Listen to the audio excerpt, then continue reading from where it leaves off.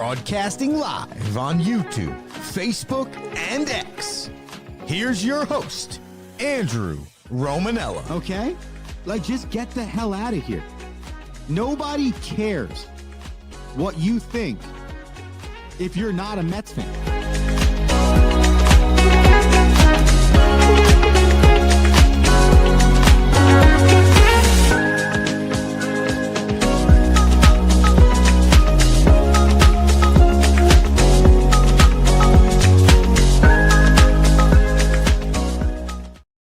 What's going on, everybody? Welcome into a Tuesday edition of The Rome Show, broadcasting live on YouTube, Twitter, X, Instagram, and Facebook. I'm your host, Andrew Romanella. I got you for the next 30 or so, and we are talking Major League Baseball and the Olympics. Oh, of course, and some NCAA news, because it's a random Tuesday, so why isn't there controversy in the National Collegiate Athletic Association? You can get in on the action. The Rome Show 1, Twitter, X, and Instagram. That's the Rome Show, then the number 1 on Twitter, X, and Instagram. YouTube.com/The Romanellas. That's YouTube.com/The Romanellas. Head over there, hit that subscribe button, ladies and gentlemen. That's absolutely gigantic. It helps us, and it gives you all the latest in the Rome Show content. And, of course, the Rome Show on OG Facebook, facebook.com/the Rome Show, our OG social media site. So much to talk about today, because with the end of the Super Bowl and the end of football season comes the immediate start of baseball season. I saw this yesterday, actually, that Major League Baseball should take out an ad in the Super Bowl, and the last possible commercial you see during the Super Bowl broadcast would be a black screen that just says, baseball season is here. Because that is how quickly it turns the calendar. I got a schedule here for the people so they can start to get prepared for what they should be expecting over the next month, because not only is it the start of pitchers and catchers reporting today, at least for some of these ball clubs, but we are in an alternate year. So there's also a World Baseball Classic thrown right in the middle of the Major League Baseball schedule coming up this spring. So we got it for you on your screen right here. Your pitchers and catchers will be reporting today and all the way through Friday, depending on which ball club you are rooting for. That's going to either be in Florida or in Arizona. You got the Cactus League and you got the Grapefruit League. Those are the two spring training leagues that exist in Major League Baseball. By the 14th, so Saturday, Valentine's Day, one team at least of the 30 ball clubs will have their first official full squad practice. And then by Tuesday the next week, so the 17th, you will be all set with every single team having started their spring training by February 17th. And what's crazy to say out loud is the next thing about to come out of my mouth. We are 10 days away. 10 days, February 20th, from the first Major League Baseball spring training game to be played. I know.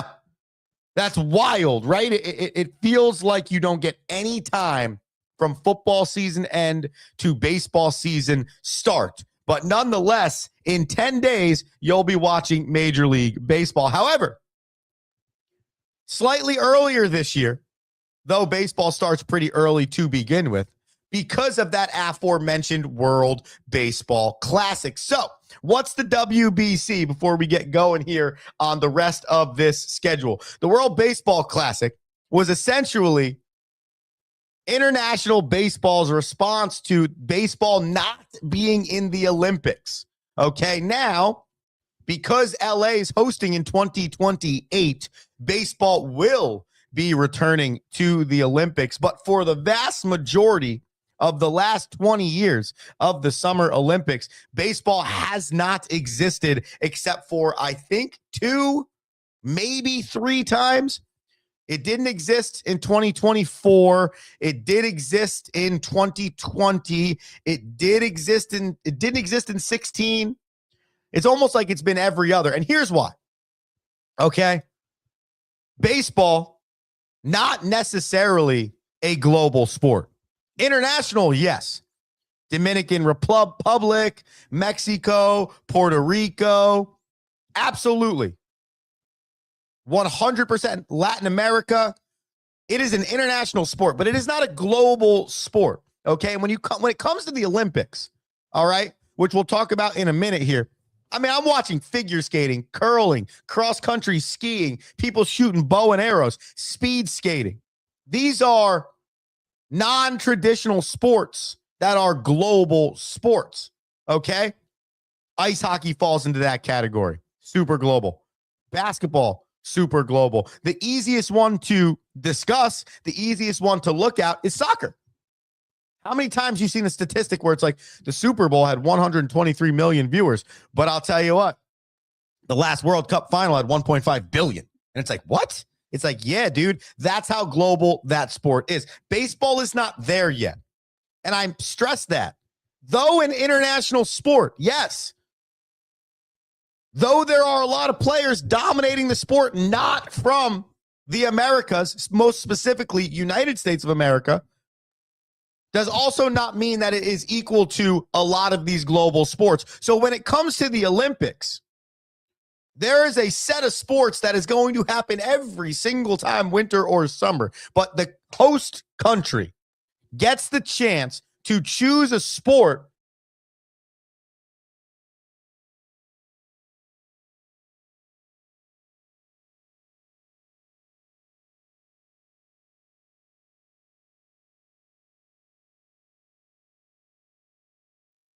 breakdancing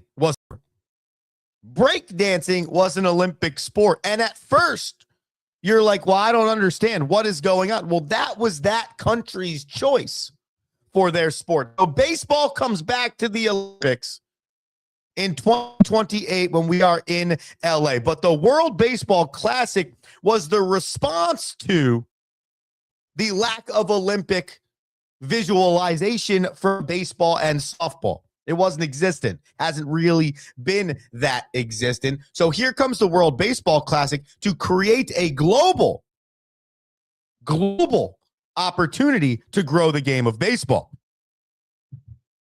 So that takes place now in spring training every 2 years. And it's kind of a big deal. And you kind of got to take it like National Hockey League takes the Winter Olympics, where they give you a break, they give you a hiatus, they change your schedule, they make sure players are okay to play for their countries, right? And then you get 2.5 weeks, essentially an extension on the Winter Olympics. Though baseball would be a Summer Olympic sport, it feels eerily similar. Now, to finish, March 4th through March 17th, we'll bring our handy dandy schedule back on. March 4th through 17th, World Baseball Classic is on. All right. And so that's a hiatus, not really fully from spring training. Okay. But you're going to get a hiatus from the primetime players that are playing in the World Baseball Classic. But quickly after that, 7 days, March 25th, we have our first Major League Baseball game of the season, and then it is a marathon all the way to the end of the season in October, first day of November, and your 8-month Major League Baseball sprint has officially begun. I am the most excited for the World Baseball Classic. I know that might be an unpopular opinion. And I know as a Mets fan 2 years ago, I had Edwin Diaz get hurt in the celebration in the World Baseball Classic. I know all of those things are true, okay? But Four Nations showed me this last year, and it really made me a believer. Now, when we get Hockey with Rocky back here, hopefully in the next few weeks, man, it's been forever. Nonetheless, you'll get the opinion of the hockey guy, and they'll talk about how Four Nations was not great. Four Nations was great from the fan standpoint, but Four Nations was not great from the hockey player standpoint. Dudes getting hurt, possible career-ending injuries, couldn't play the Stanley Cup run, stretch, whatever for your team late in the season, all of those things. But what Four Nations brought you was an individual opportunity for a sport to be on the world stage. And if you think about it, that is what football at the international level, soccer for those on American soil, has been doing for over 100 years. Okay? That's truthfully what it is.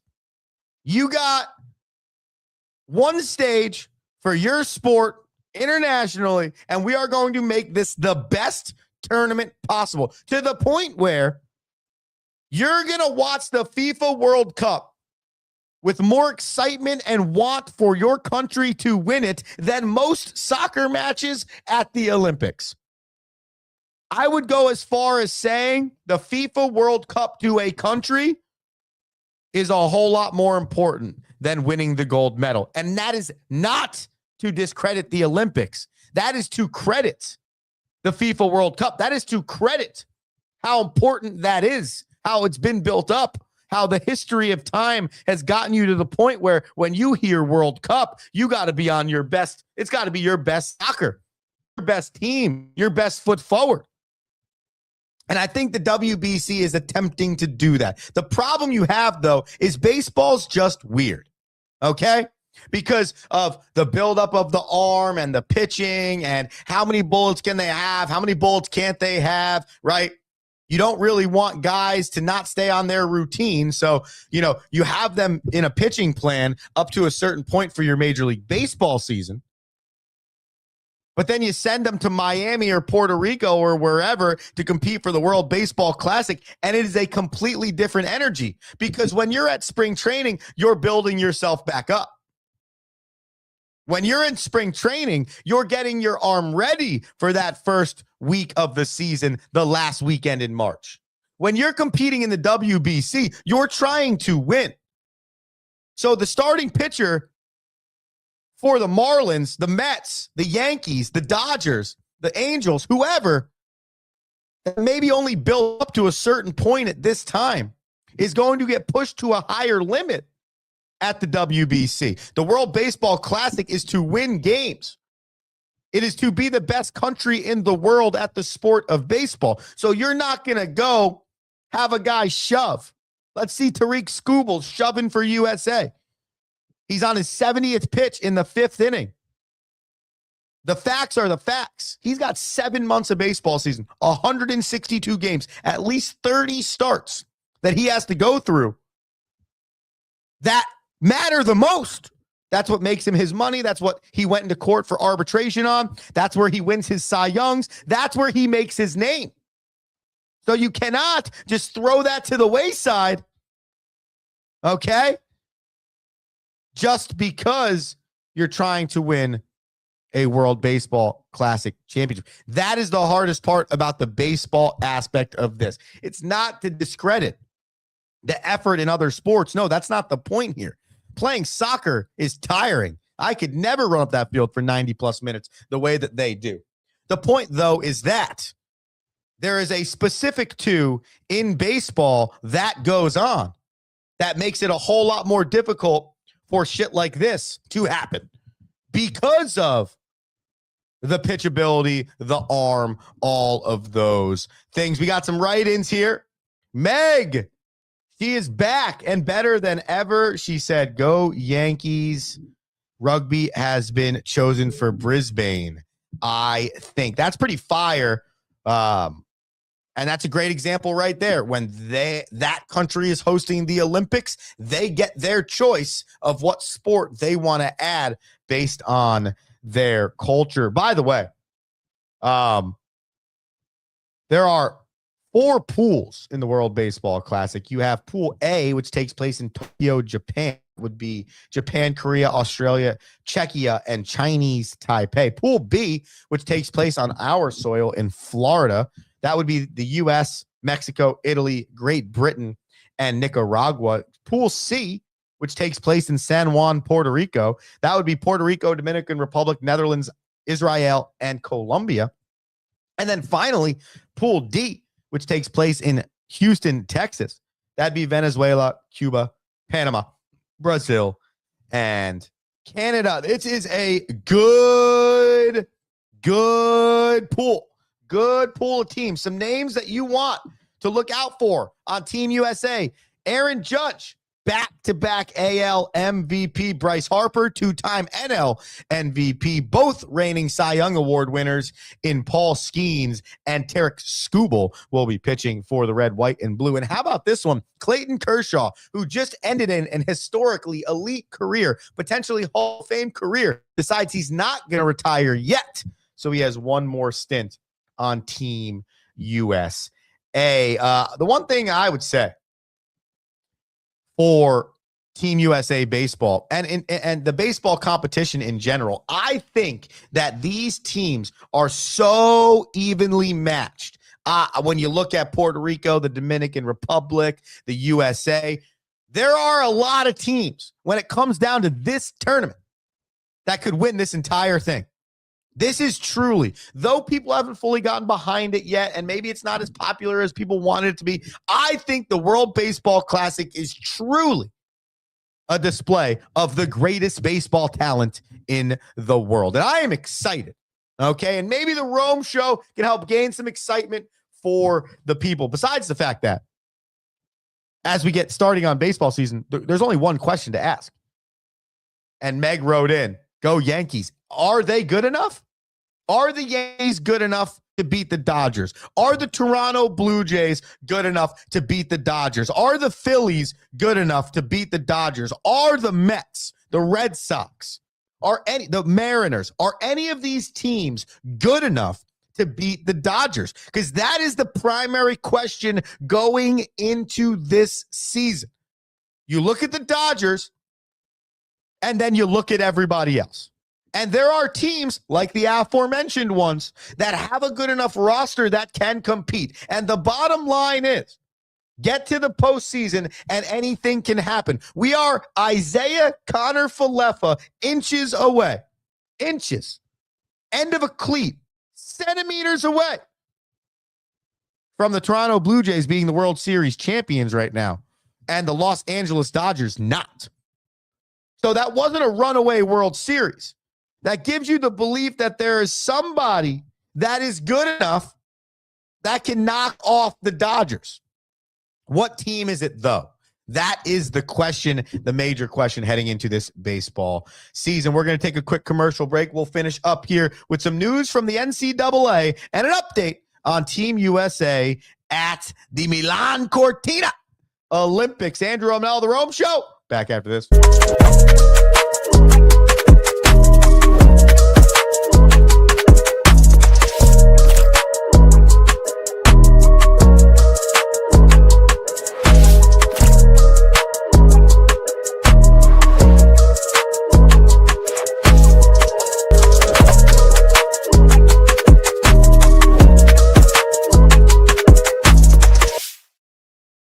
What is one thing every great leader has in common? They challenge their people to not stop at the first right answer. Tighten the Lug Nuts is a leadership book that will teach you how to move past the first right answer with entertaining and detailed examples founded in real-world concepts and experiences. Accelerate towards your professional goals with Tighten the Lug Nuts, one of the best leadership books available.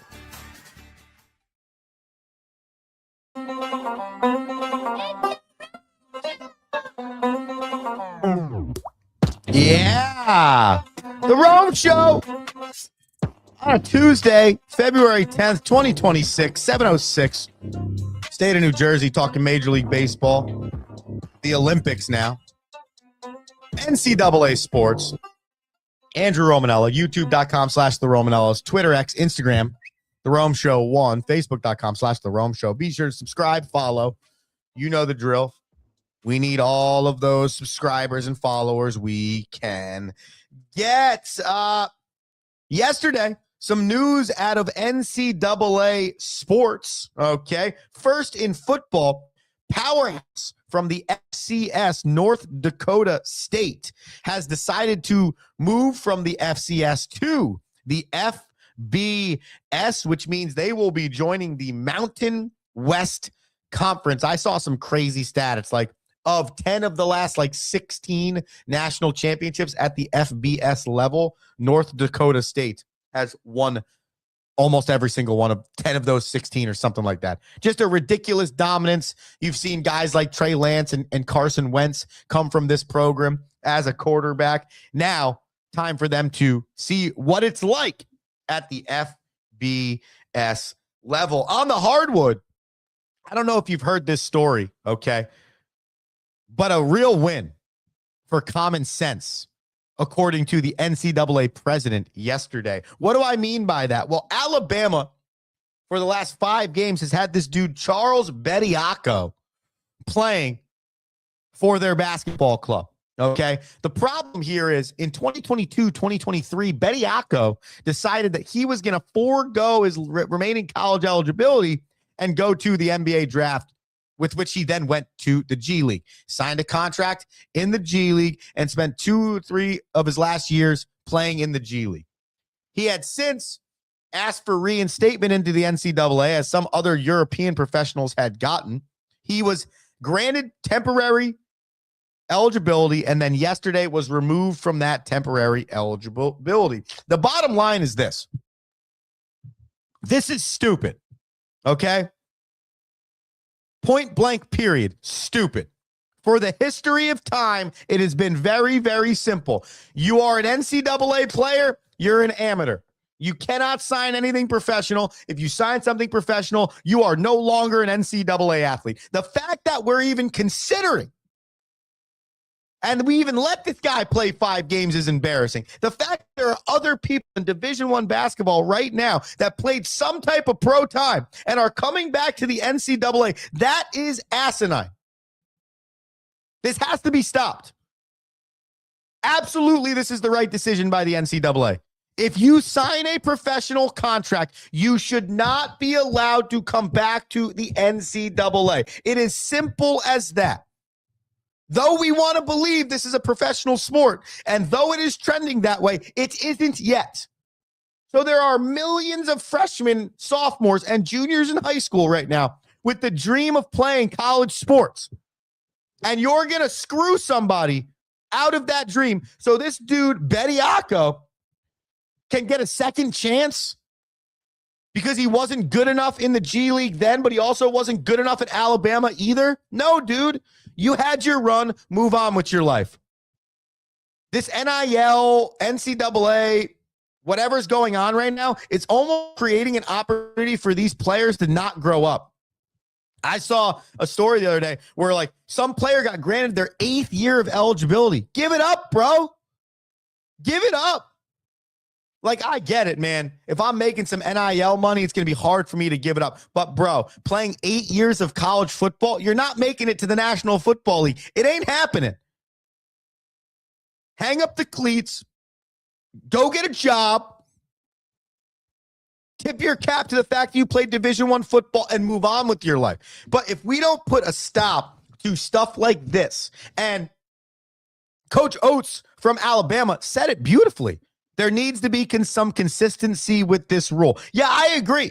There needs to be some consistency with this rule where a guy from Europe can't be good, but a guy from America can't. Nobody that signs for $1 or more should be allowed to come back to the NCAA. The fact that I'm even talking about this right now is asinine.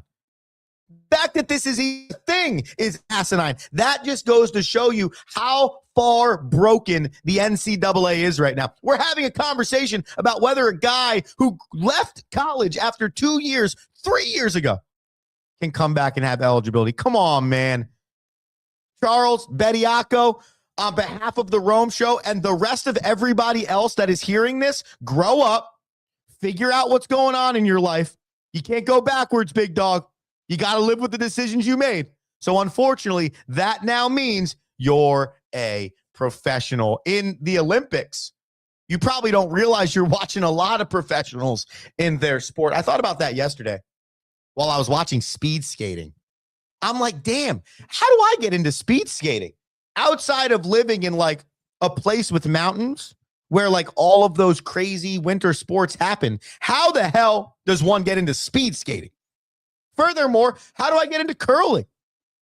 These are the questions I ask myself. The Winter Olympics are going on, but does not change a damn thing. I love it.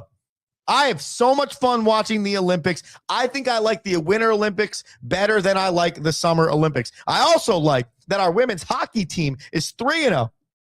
They beat Switzerland yesterday by the score of 5-0, and they are outscoring their opponents in this tournament by a score of 15-1. However, put that dial on the Peacock today at 2:10, because the two best women's hockey teams in the world, Canada, USA, pool play 2:10 to see can Canada or USA stay undefeated. This is how good these two teams are. Canada's 2-0, outscoring their opponents 9-1. Just mentioned the USA 3-0, outscoring their opponents 15-1. USA and Canada have combined for 26 goals, and they've only allowed 2. 26 goals combined, only allowed 2. Since 1998, either USA or Canada has won the gold in women's hockey. Today, 2:10 is going to be the first iteration of that battle, though pool play could be an indicator on who they play in the next round. Men's hockey, they get started tomorrow, so tune in for that. And Corey, the USA curling team, for the first time in mixed doubles history, will be medaling. Now, they battle for the gold today. All right, so they have a chance for gold, but they knocked off defending champion Italy yesterday. And for the first time in the history of the United States, we will have a mixed doubles team competing for a gold medal, but nonetheless securing a gold medal, which is freaking awesome. And finally, we have, I think it's Bates and Chalk and Bates. That's our figure skating team. They're on today, less than a half a point below the French team, okay, for the rhythmic dance final. These are two of the best figure skaters in the world. They're also husband and wife, which is fantastic. But quite the battle in the figure skating center going on right now. So a big day in the Olympics, and right now not looking good for Team USA, as they only have amassed 2 total medals in the 6 days that the Olympics has been going on. Some time to go here, but right now Italy is leading the medal count with 9, 6 of those bronze, 2 of those silver, and 1 of them gold. Megan says, we had an Aussie with speed skating as everyone fell over and he was the last man standing, Stephen Bradbury. Well, maybe, Meg, as an avid listener of this show, you can get Mr. Bradbury up here to New Jersey. He can take me on an excursion of speed skating, and we can test it out. My next goal in life would be to be able to bring the Rome show to each one of the Olympic events, and we can be Snoop Dogg. We can be testing out the events. That would be fire. Hope everybody enjoyed the show today on a Tuesday. I always do. Thank you, Meg, for your write-ins. As always, you are the best. We love your commitment. Thank you to everybody who listens. I really appreciate you. We'll be back tomorrow morning on a hump day around 7:05 to talk more Olympics, more hockey, more baseball, more football. Everything is on the docket here on the Rome Show. We'll see you tomorrow. Peace. Thank you for listening.